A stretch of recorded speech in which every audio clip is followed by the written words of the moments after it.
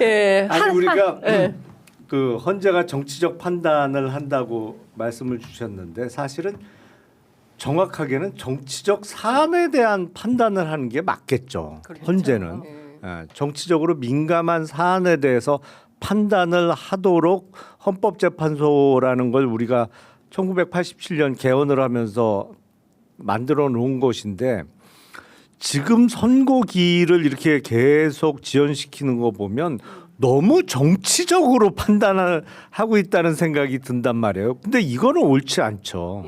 사실은 헌법과 법률에 따라서 정말 양심에 따라서 판단을 하면 되는 거고 선고 시기를 갖고 정치적으로 판단한다고 비춰지는 거는 헌재 어떤 국민적 신뢰도에 있어서는 치명적이라고 생각해요. 저는 이게 장기적으로 보면 헌재가 그나마 비상계엄 사태 이후에 국가기관 중에 국민적 신뢰를 어느 정도는 유지를 하고 있었는데 왜냐면 나머지가 다 나락으로 갔으니까.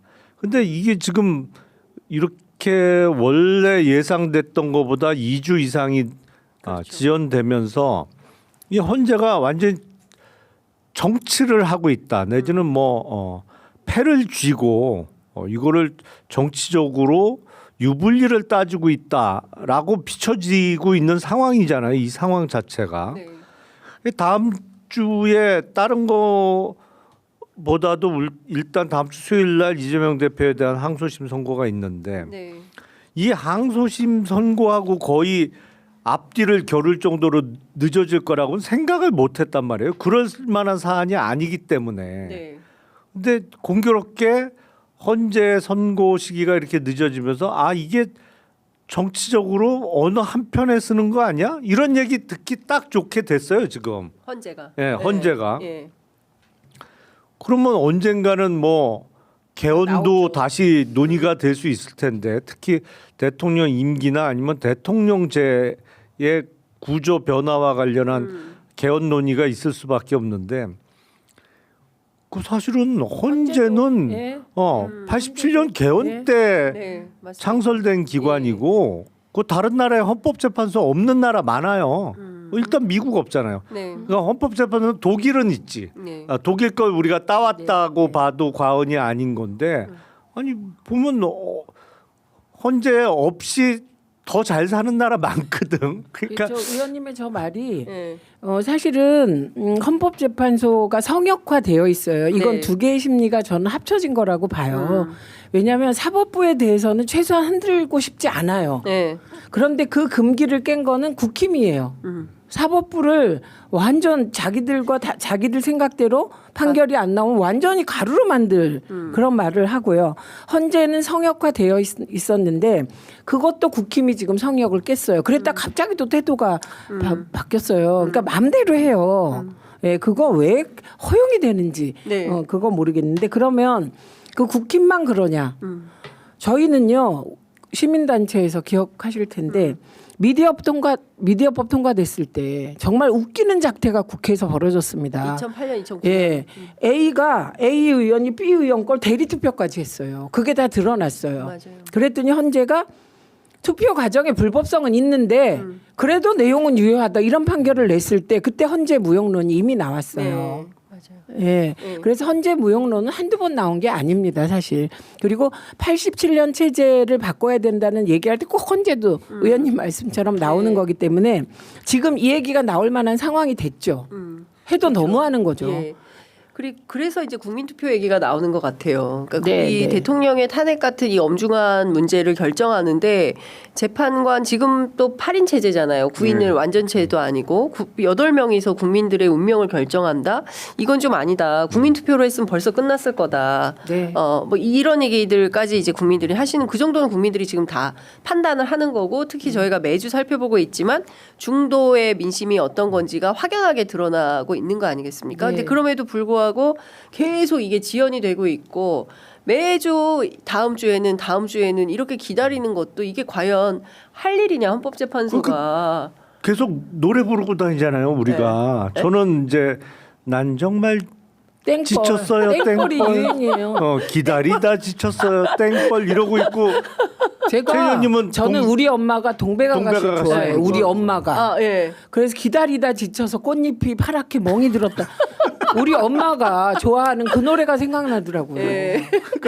동백아가씨 땡벌 이게 지금 이 헌법재판관들이 저희 취재 편의점 보시고 빨리 결정을 하셔야 되는데 지금 자, 계속 그럼에도 불구하고. 그럼에도 불구하고 네, 제가 여러 평론가들이 이 상황을 얘기하는 걸 어제 오늘 면밀히 들었어요. 바빠서 네. 못 듣는데 들었어요. 그것도 확연히 갈리더라고. 헌재를 열라 욕함으로써 자기의 공공한 처지를 벗어나려고 하는 사람도 있고 김용남 의원님처럼 합리성을 유지하면서 희망사항을 얘기하는 네. 분들도 있고 그래요. 그리고 일부는 이거를 반민특위 와야 되는 과정으로 비교도 하고 그러더라고요. 네. 근데 제가 그래서 다른 건 모르겠고 그 비교에 대해서는 틀렸다. 조건 중에 가장 다른 조건이 있다.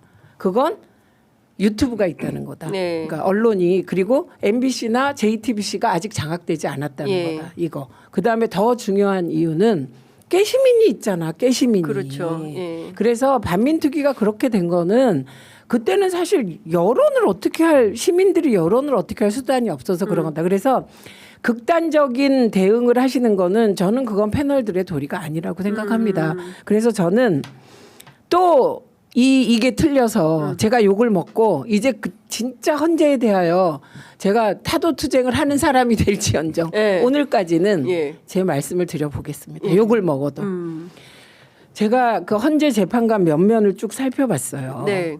그리고 이 사람들 하나하나의 빙의해서 어떻게 생각할까. 네. 그래서 생각해 보면 이제 지금 의원님이 말씀하셨더니 국힘 얘기를 다 들어준 거잖아요. 그렇죠. 심지어 권성동 네. 요구가 다 들어준 거야. 예. 이재명 한덕수 먼저 하라고 했는데 진짜 한덕수 먼저 그다음에 하는 거죠. 이재명 예. 대표 재판 뒤에 해라. 뒤에 해라. 그것도 들어주는 예. 거예요. 예.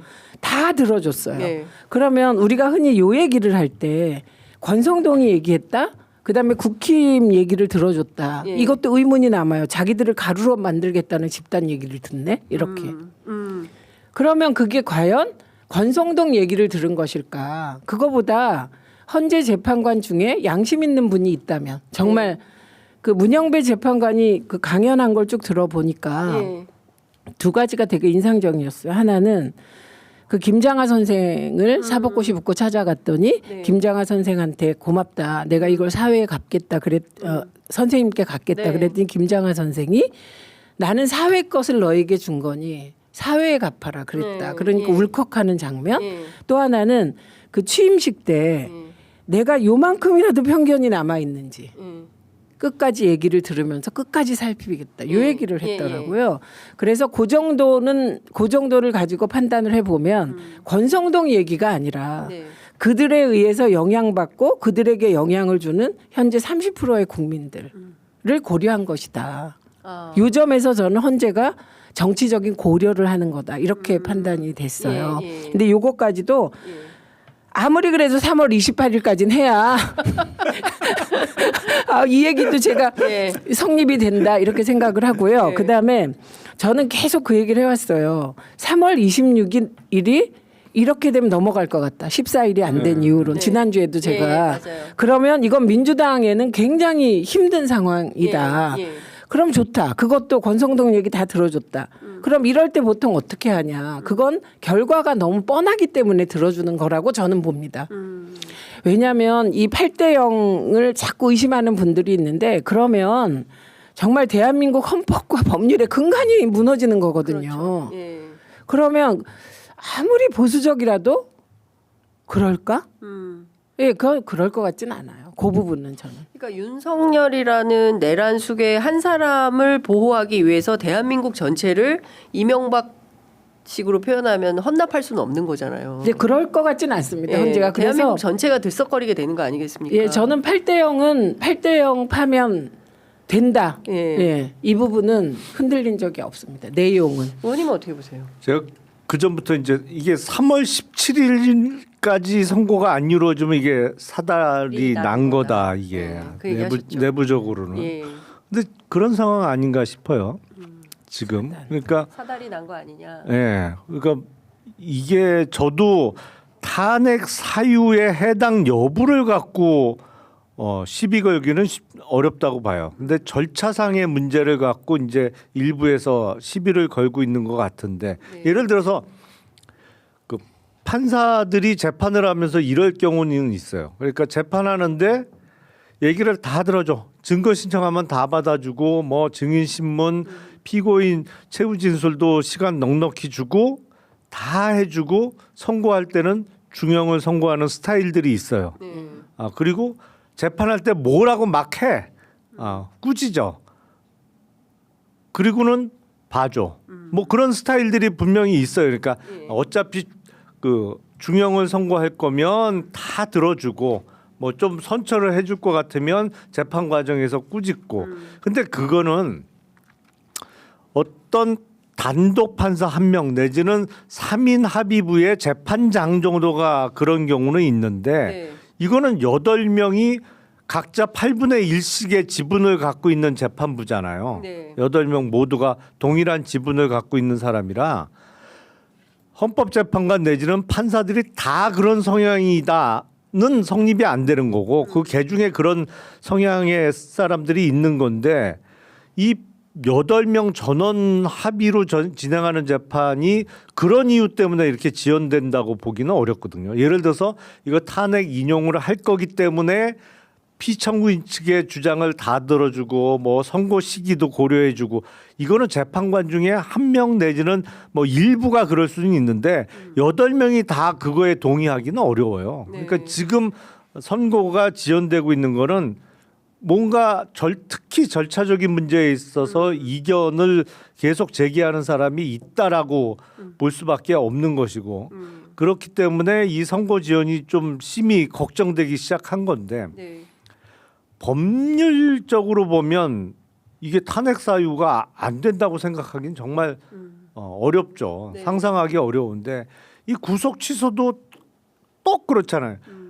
내란 수개가 뭐 혐의 입증이 어렵다 내지는 증거가 부족하다는 이유로 지금 구속 취소돼서 석방돼 있는 게 아니잖아요. 그렇죠. 정말 지역 말단적인 절차적인 문제. 기소되는 시점에 구속 기간을 10시간 넘겼느냐 뭐 안 넘겼느냐 근데 시간 계산하는데 체포적 부심 시간을 빼야 되냐 더해줘야 되냐 그리고 이게 영장 실질심사를 시간으로 계산하냐 날로 계산하냐 비법률가인 대부분의 국민들 입장에서는 관심도 없는 그건 니들이 알아서 할 일이고 그렇죠. 네. 국민들이 관심 있는 거는 이게 유죄냐 무죄냐 형이 얼마나 선고될 거냐가 관심사인데 그거하고는 전혀 동떨어진 다른 관점에서 지금 풀어줬단 말이에요. 그 법률가들이 가끔 이런 거를 하거든. 네. 이런 막으라고 8명이 하는 거예요. 예. 네. 근데 이게 소위 기교법학이라고 해서 기교법학. 기교법학 기교를 부리시네. 예. 기교를 부린다고 이제 예. 흔히 법 기술자들이라고 예. 칭해지는 게 이런 것 때문에 그런 표현들이 나오는 건데 이게 걱정되는 상황이 된 거예요 지금. 이미 된 거다. 예. 근데